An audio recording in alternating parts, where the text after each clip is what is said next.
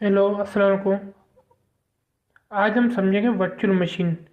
हमारे कंप्यूटर में क्या होती है, वर्चुअल मशीन किस तरह काम करती है और हमें इसकी क्यों नीड पड़ती है और क्यों आईटी इंडस्ट्रीज में इसका ज़्यादा यूज़ है।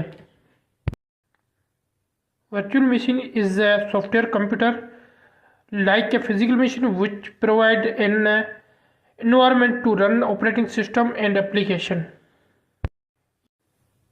यानी कि वर्चुअल मशीन एक तरह का सॉफ्टवेयर है जो पूरे कंप्यूटर सिस्टम को बयान करता है। ये मल्टीपल ऑपरेटिंग सिस्टम को एक ही हार्डवेयर पर रन करने की इजाज़त या परमिशन हमें देता है। वर्चुअल मशीन के दो टाइप है।